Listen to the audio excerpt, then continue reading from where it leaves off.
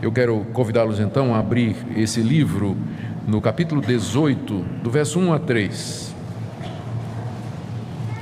Isso aqui, esses 3 versículos, eles estão situados cerca de 7 ou 8 anos depois que a conquista da terra havia começado e sido completada, e ainda havia trabalho a ser feito. Josué então reúne a congregação de Israel, o povo de Israel, em Siló, que sempre tinha sido um santuário do povo de Deus, e ali começa a discursar a eles. Vamos ler então do verso 1 até o verso 3. Reuniu-se toda a congregação dos filhos de Israel em Siló, e ali armaram a tenda da congregação, e a terra estava sujeita diante deles. Dentre os filhos de Israel ficaram 7 tribos que ainda não tinham repartido a sua herança. E disse Josué aos filhos de Israel: até quando sereis remissos em passardes para possuir a terra que o Senhor, Deus de vossos pais, vos deu? Até quando sereis remissos? Remisso significa negligente, preguiçoso, descuidado. Até quando sereis remissos em passardes para possuir a terra que o Senhor, Deus de vossos pais, vos deu? Note que no verso 1 está dito que a terra estava sujeita diante deles, ou seja, os israelitas haviam dominado os demais povos e eles eram a força dominante naquela região. Eles haviam tomado as principais cidades, controlavam agora as comunicações, as estradas, o comércio. A força militar predominante era do povo de Israel, mas ainda havia partes da terra com resistência e que precisavam ser dominadas, e esse seria agora o trabalho das tribos em particular, porque esse primeiro esforço de conquista da terra, que sucedeu, foi bem sucedido, foi feito pelas 12 tribos unidas. Mas agora a terra foi dividida e cada tribo tinha que ocupar plenamente o seu território onde havia ainda alguma resistência. E Josué está se queixando porque o povo está custando a fazer isso. O povo deveria continuar a guerra e tomar aqueles focos, aqueles bolsões de resistência ainda ocupados pelos cananeus, amorreus, perezeus. Na verdade são 7 povos distintos que habitavam aquela região, e alguns deles precisavam ainda ser subjugados. O livro de Josué, como vocês têm acompanhado, ele relata como Deus então deu a terra de Canaã aos descendentes de Abraão. Sob a liderança de Josué, os israelitas entraram na terra atravessando o Jordão. É isso que nós lemos nos capítulos 1, 2, 3, 4 e 5 do livro de Josué, como eles atravessam o Jordão e se instalam ali na fronteira da terra. E aí eles começam a conquistar os povos e cidades de Canaã, iniciando com uma campanha central. Eles entram no meio da terra e conquistam 2 importantes cidades, a cidade de Jericó e a cidade de Ai. Nós lemos o relato dessa conquista nos capítulos 6, 7, 8 e 9. Depois, a força dos exércitos de Israel se dirige para o sul e vence uma confederação de reis que estavam instalados naquela região, e os israelitas tomaram suas cidades. Isso está no capítulo 10. E dali eles se dirigem para o norte e enfrentam uma poderosa confederação de reis cananeus, mais forte do que aquela que eles tomaram no sul, e Deus lhes dá a vitória também. Está aí a relação. Está o registro aí no capítulo 11, e a lista completa dos reis que foram derrotados está aí no capítulo 12. Em tudo isso, a mão de Deus havia sido com a nação de Israel. A nação de Israel era menor numericamente, menos preparada militarmente, sem equipamento de guerra. Eles haviam passado 40 anos no deserto. Uma nova geração de soldados havia surgido, que nunca tinha entrado numa batalha para valer, porque estavam no deserto boa parte desse tempo, mas a mão de Deus foi com o seu povo e lhes deu a vitória. Deus realizou sinais e prodígios contra os inimigos. Deus guiou pessoalmente Josué e lhe deu a estratégia da conquista. Deus pelejou pelo seu povo. Enfim, Deus estava cumprindo as promessas que ele havia feito a Abraão, Isaque e Jacó, de que aos seus filhos ele daria aquela terra. Agora havia chegado o momento do cumprimento. São 8 anos de guerras. Tudo isso que eu relatei para vocês, os estudiosos calculam que levou cerca de 8 anos até que Israel dominou aquela região. E durante estes anos eles destruíram o poder militar dos cananeus. Veja, por exemplo, capítulo 10, verso 40 a 43. 10 de 40 a 43.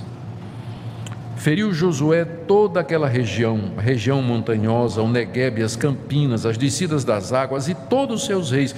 Destruiu tudo que tinha fôlego, sem deixar nenhum sequer, como ordenara o Senhor Deus de Israel. Feriu-os Josué desde Cades Barneia até Gaza, como também toda a terra de Gósen até Gibeão. E de uma vez tomou Josué todos estes reis e as suas terras, porquanto o Senhor Deus de Israel pelejava por Israel. Então Josué e todo o povo com ele voltou ao arraial em Gilgal. Veja também em seguida o capítulo 11, verso 23.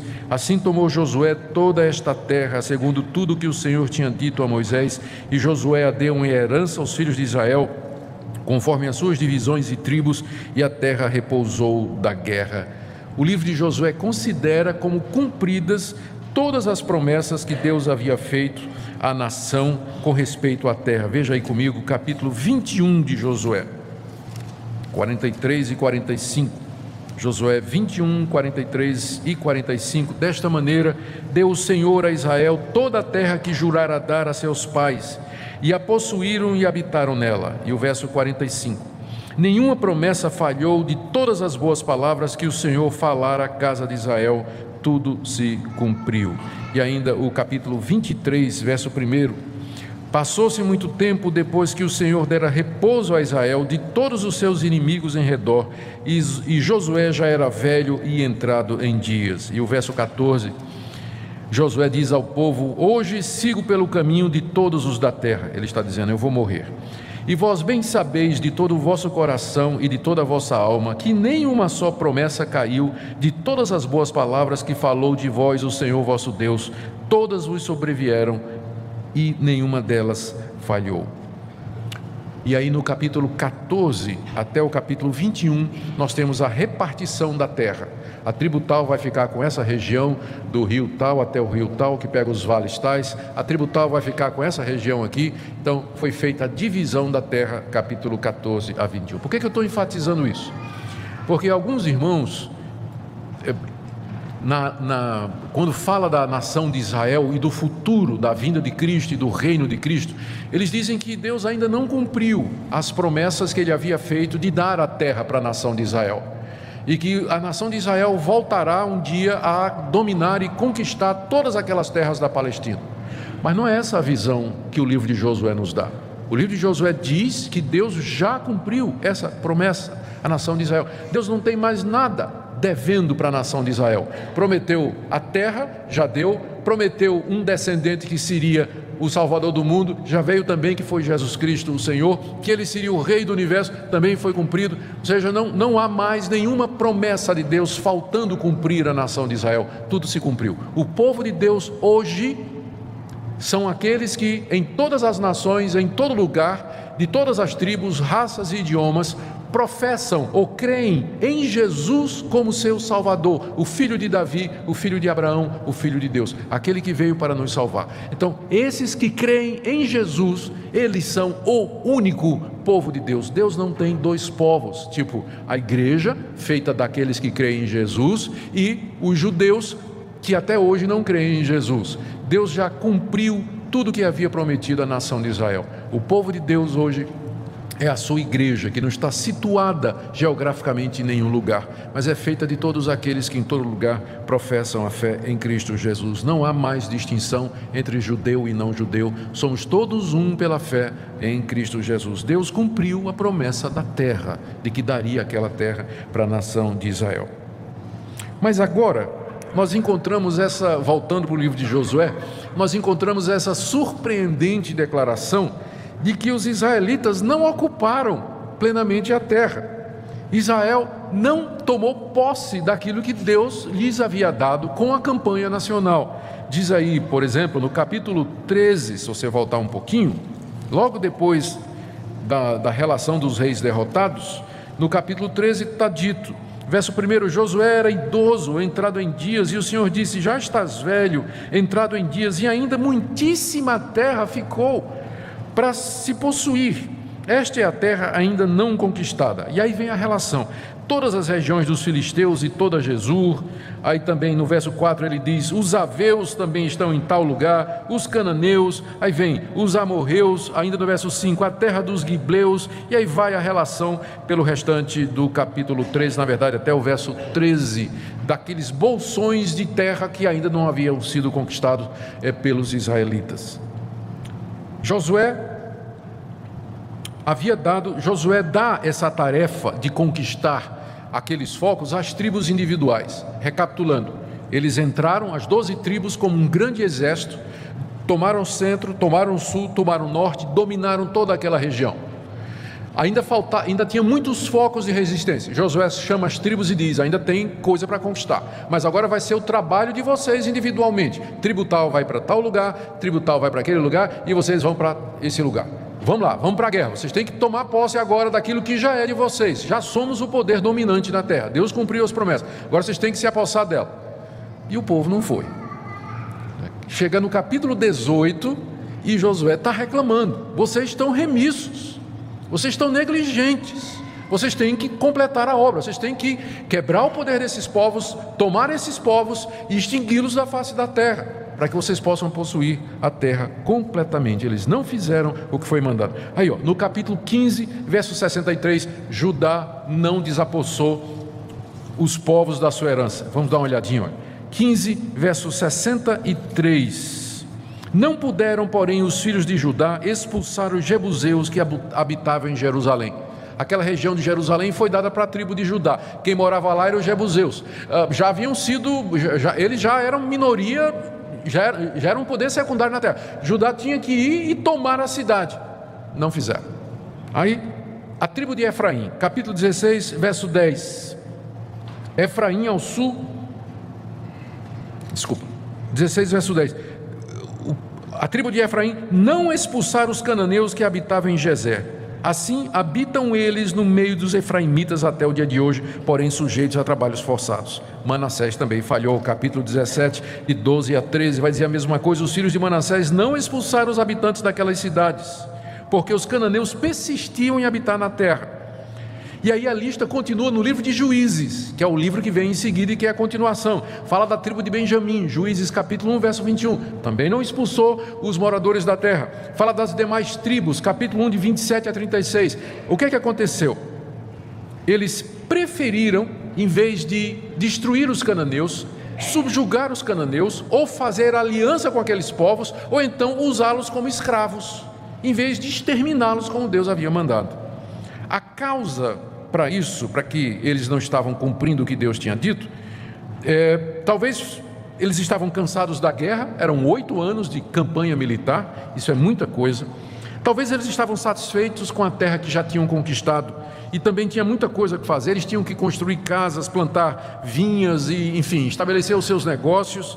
Ou talvez se sentissem seguros e fortes, eles já haviam dominado a terra, então ainda tinha inimigos lá, mas a conquista já havia acontecido. O fato é que eles não cumpriram. O resultado da falta de disposição para que eles completassem a conquista viria décadas depois. Essa desobediência do povo de Israel em ir até o fim e completar aquilo que Deus havia mandado, essa procrastinação, essa displicência teria resultados a longo prazo, médio e longo prazo. Porque olha o que é que diz a Escritura no livro de Juízes, que vem em seguida ao livro de Josué. Diz que os cananeus voltaram a se fortalecer. Como Israel demorou em destruí-los, eles foram se reorganizando, foram se armando. Quando chega no livro de Juízes, eles já são um poder grande outra vez na terra. E aí começa a confusão. O livro de Juízes é exatamente o relato de como muitos desses povos que haviam sido conquistados e derrotados por Josué, eles crescem e tomam de volta a terra e escravizam Israel. Por quê? Porque eles deveriam ter completado a obra, eles deveriam ter ido em frente e feito o que Deus havia dito. Mas o que é que Israel fez? Fez aliança com esses povos, como eu disse, tomou-os como escravos e servos, e tomaram as suas mulheres como esposas. Começaram a casar com as mulheres destes povos. E o que é que aconteceu? Não demorou muito. No livro de Juízes está dito que Israel começou a abandonar Deus. Começou a adorar os deuses das mulheres com quem eles se casaram. Os deuses dos amonitas, dos cananeus, dos filisteus, dos ferezeus, de todos aqueles povos.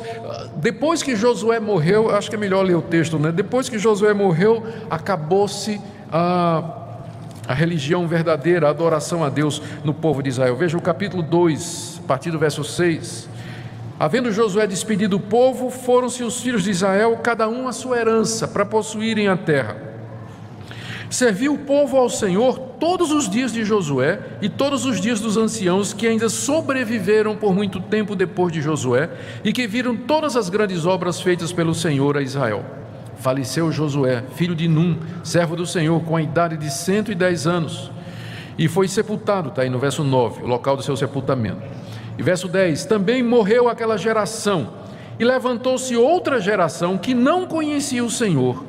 Verso 11, então fizeram os filhos de Israel o que era mal perante o Senhor, pois serviram aos Baalins, eram deuses dos cananeus. Deixaram o Senhor, Deus de seus pais, que os tirara da terra do Egito, e foram-se após outros deuses, dentre os deuses das gentes dos povos que havia ao redor deles, e os adoraram e provocaram o Senhor a ira, porque deixaram o Senhor e serviram a Baal e Astarote, que é o nome de uma deusa dos fenícios.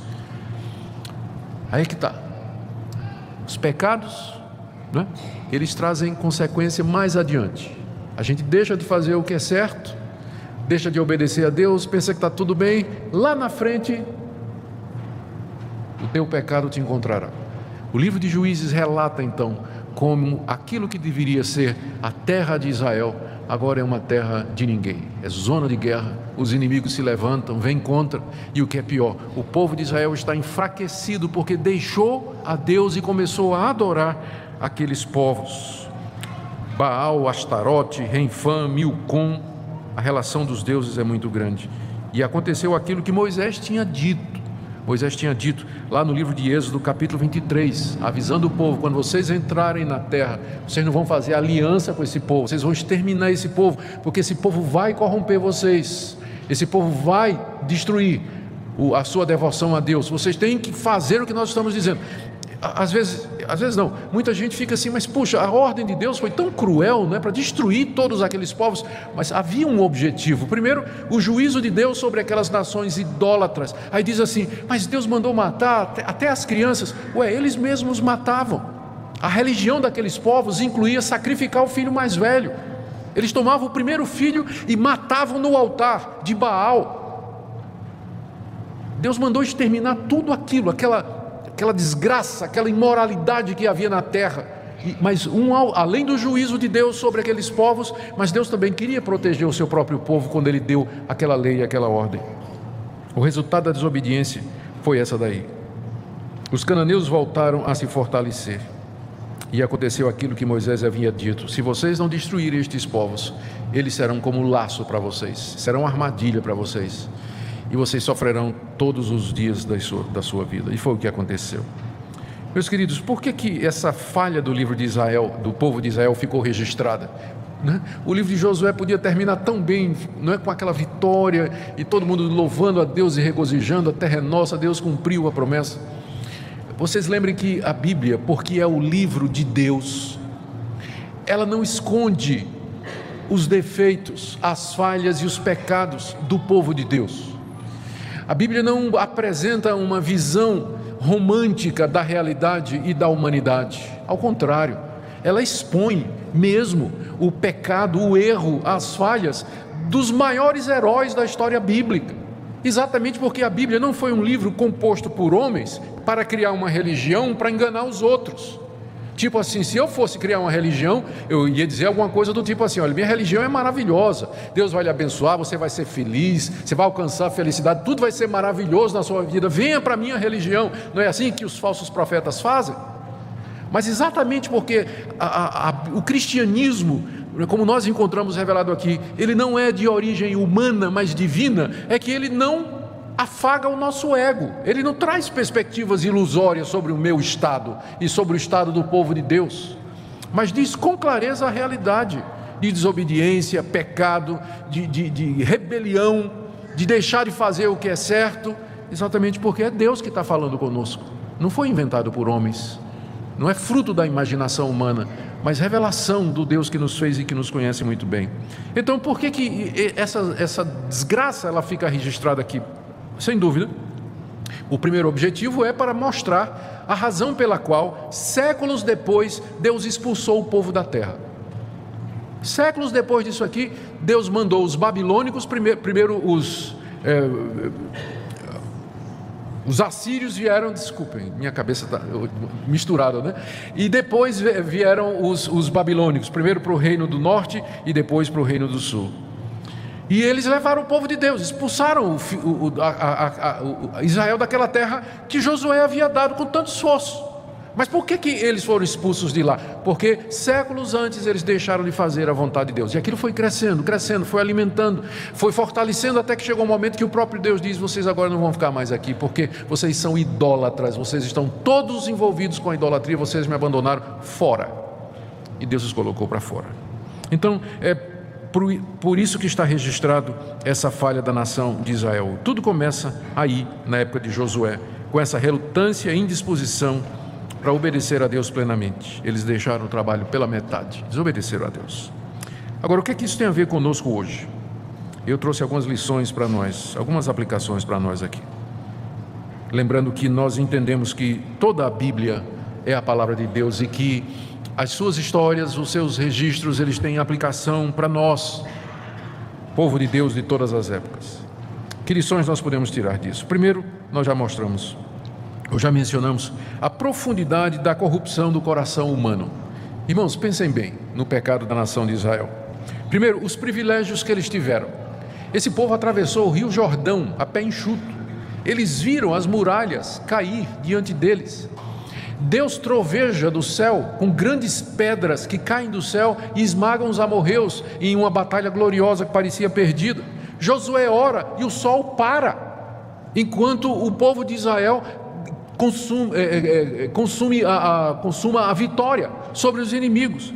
Esse povo viu todo o poder de Deus, viu a glória de Deus de uma forma que nós não vamos ver.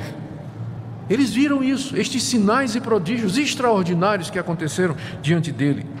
Eles viram que Deus lhes deu a vitória sobre inimigos maiores e mais poderosos, destruíram povos pagãos, tomaram suas cidades, se apossaram das suas vinhas. Porém, eles não creram em Deus. Eles desobedeceram a ordem expressa de Deus e abandonaram a Deus pelos deuses que eles mesmos haviam derrotado. É isso que mais causa assim, mas como é que é possível? Eles derrotaram aqueles povos que acreditavam naqueles deuses, né? E num certo sentido mostrando que o nosso Deus é superior, é maior. E depois de ter conquistado, eles tomam aqueles deuses daqueles povos que eles haviam derrotado e dizem: vocês são os nossos deuses, nós queremos agora adorar vocês. Você entende isso?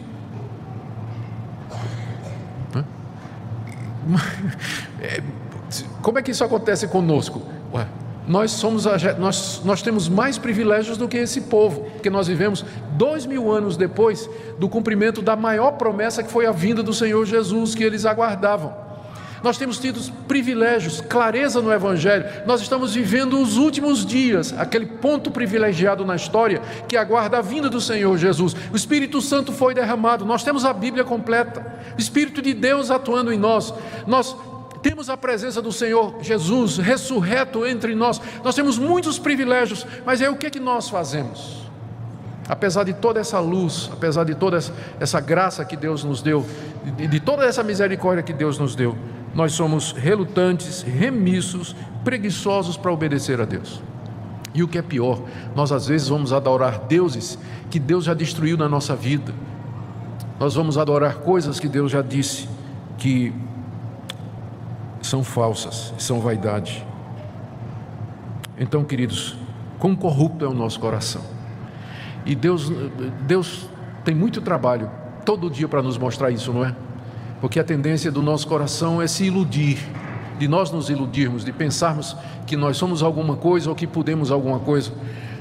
É necessário que Deus diariamente nos convença e nos mostre a profundidade da depravação do nosso coração e o quanto nós precisamos de Jesus Cristo e do poder do Espírito Santo e da palavra de Deus para nos manter no caminho da obediência. Segunda lição que eu queria tirar aqui, a primeira foi a depravação do nosso coração, a segunda é essa, é que quando Deus nos dá uma ordem, quando Ele nos dá advertências, avisos e orientações, é porque Ele nos ama, é para o nosso próprio bem. As pessoas reagem negativamente diante das exigências de Deus, ou diante das ordens de Deus. Pessoas que acham que as leis dele são muito duras ou muito severas.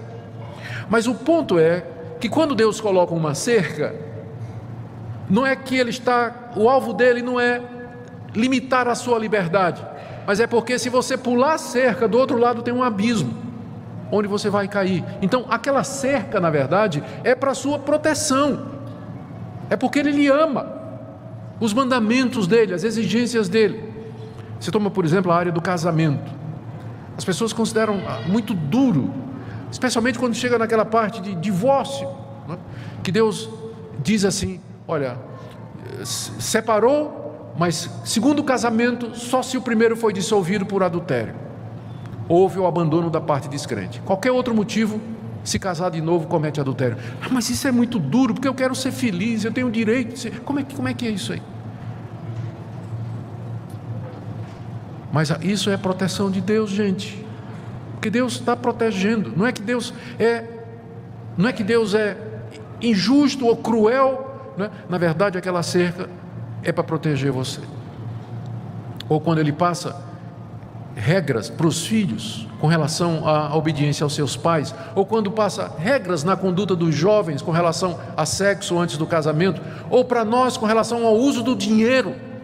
Não é porque Deus está querendo limitar você ou coibir você, mas Ele conhece a natureza do nosso coração e por isso Ele coloca estas regras para nos proteger e nos abençoar. Regras que protegem a vida, a sociedade humana, as relações, e que no longo prazo a obediência a elas trará o resultado positivo. Foi em amor que Deus deu leis e ordens para nos proteger e preservar de consequências terríveis. Foi por isso que Ele mandou exterminar aqueles povos. Cheguei no meu ponto agora, né? As pessoas dizem: mas puxa, Deus mandou exterminar aqueles povos. De fato, parece uma coisa muito dura, mas o alvo era exatamente proteger o seu povo. Por isso que Ele proibiu fazer alianças.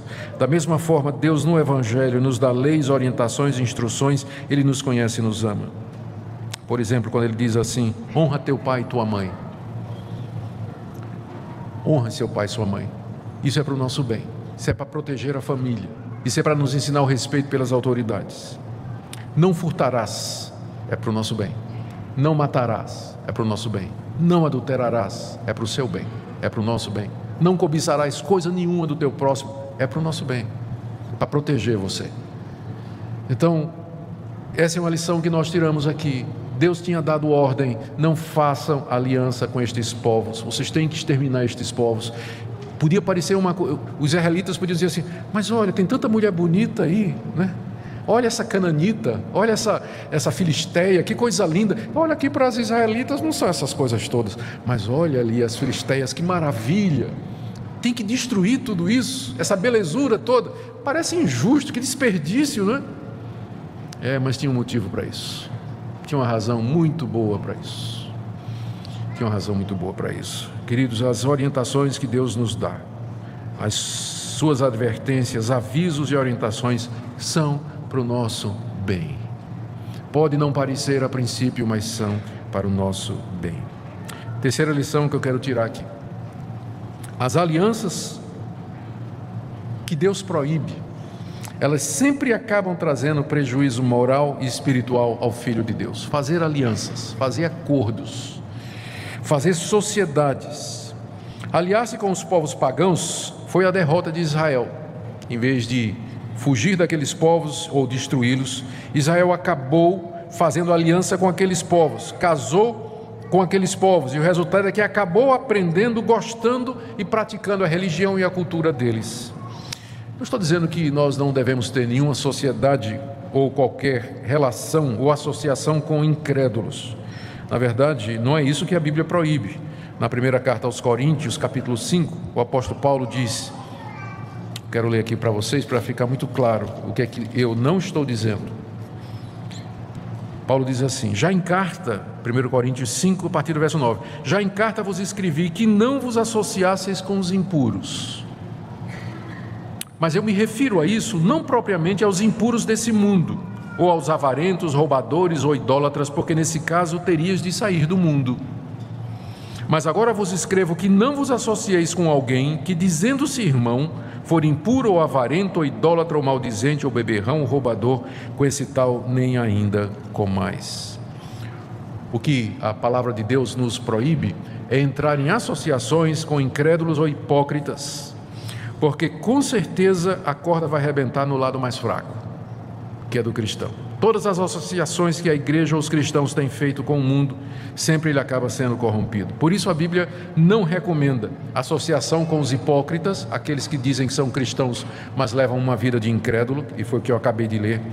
Receber e acatar falsos profetas, 2 Coríntios capítulo 6 e 7, não vos ponhais em jugo desigual com os incrédulos, a referência ali aos falsos profetas que estavam entrando na igreja de Corinto. E Paulo pergunta qual é a relação que tem entre luz e trevas, ou seja, não queiram nada com gente que venha trazer uma doutrina que é diferente da palavra de Deus, exatamente porque ela vai corromper. E lá em 1 Coríntios 15, 33, o apóstolo Paulo diz, vocês não sabem que as más companhias, as más conversações corrompem os bons costumes. Ou seja, a palavra de Deus adverte os cristãos, fuja da tentação. Fuja de qualquer coisa que vai dar ocasião ao pecado. Foi isso que ele disse à nação de Israel. Não faça aliança com estas nações. Ele continua a nos dizer hoje, a termos cuidado com as nossas associações. Com quem você anda, com quem você casa, com quem você faz negócio, tipo sociedades. A Bíblia nos adverte sobre isso. Com quem você namora. Não é? Faltou isso aí, que é tão importante. Com quem você namora. E o último ponto aqui que eu queria tirar como lição para nós, é que é uma lição muito ensinada na Bíblia, e a gente precisa repeti-la, é que pequenos pecados, eles levam a maiores. Aquela falta dos filhos de Israel podia parecer uma coisa pequena, à luz do que eles já haviam feito. Eles haviam conquistado a terra, a campanha nacional tinha tido sucesso. Não é? Mas agora é que tinha um foco aqui de amorreu, outro foco ali de filisteus, os jebuseus estavam num valezinho escondido lá nas montanhas. Vamos deixando, são povos pequenos, são tribos isoladas, não é? Já a vitória já é nossa, foram deixando. E o resultado é que mais adiante esses focos, né, eles foram infeccionando a terra, infectando a terra, né? E daqui a pouco já era um povo numeroso que veio. Pequenos pecados, eles são a derrota de muitos cristãos hoje. A gente fica assim, cabelo em pé com os grandes pecados, não é? Adultério, roubo, desonestidade, bateu na mulher, todo mundo fica assim. Mas a queda de muita gente, na verdade, começa com pequenos pecados. Pecados que são pequenos. Os pequenos pecados abrem porta para outros maiores.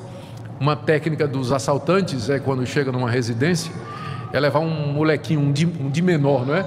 Magrinho, porque ele consegue penetrar nas frestas, entra na casa e abre a porta para o ladrão grandão entrar, né?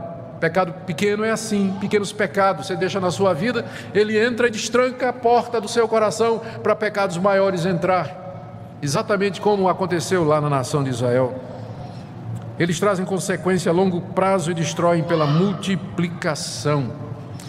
Porque eles são pequenos, a gente comete com mais frequência. Grandão não, pecado grande a gente fica assim. Mas o pecado pequeno, porque é pequeno, a gente comete com mais frequência. Quando Sansão quis destruir a seara dos filisteus, lembra a história do livro de Juízes? Ele pegou 300 raposinhas, colocou um tição de fogo no rabo das raposas e soltou na seara dos filisteus. Uma raposa só não faria mal nenhum, mas 300 com o rabo pegando fogo, tocou o maior incêndio na seara dos filisteus. Então, o problema do pequeno pecado é que ele nunca vem sozinho, ele vem em bando. você fica cometendo ele com frequência. Exatamente o que você diz, é pequeno, né? Ninguém liga, Deus não liga para isso, é uma coisa pequena. E o resultado é que eles se multiplicam e destroem a seara. É assim que eles fazem. Eu termino então, meus irmãos, diante desse texto, dessa lição que o livro de Josué nos dá e que termina com ela. Primeiro, uma palavra aqui aos irmãos que estão demorando em obedecer a Deus. Eu sei como é isso de procrastinar, de ser remisso. Até quando você vai ser remisso em obedecer a Deus? Você já sabe a vontade de Deus, você sabe o que precisa ser feito, mas você vem demorando, você vem deixando o tempo passar, e quanto mais você demora, mais a dificuldade vai crescendo, mais difícil vai ser você se desfazer, os laços vão se apertando, as raízes vão penetrando, e de arrancar aquela árvore depois vai ser muito mais difícil. Agora ainda é um arbusto, ainda é um mato que você pode com a mão arrancar, mas à medida que o tempo passa vai virar uma grande árvore, e uma árvore grossa você não corta num dia. Então, querido irmão, se você já sabe o que tem que fazer, não seja remisso, não deixe o tempo passar, faz enquanto pode, enquanto Deus lhe dá a oportunidade, porque senão mais adiante vai acontecer o que aconteceu aqui, o resultado vai chegar. Segunda coisa, aqui essa palavra é para aqueles entre nós que em vez de fugir da tentação, estão correndo para a tentação. Isso acontece mesmo. Em vez de fugir da tentação, a pessoa corre para a tentação. Do tipo assim, quem faz isso não conhece muito o próprio coração, não é? Porque acha que pode resistir a certas coisas. Tem certos ambientes que não dá para você ir, não é? Tem certos ambientes que não dá simplesmente para você ir. Tem certas conversas, certas coisas que não dá para você ver. Tem certas amizades que não dá para você manter. Você simplesmente não aguenta. A influência vai ser grande.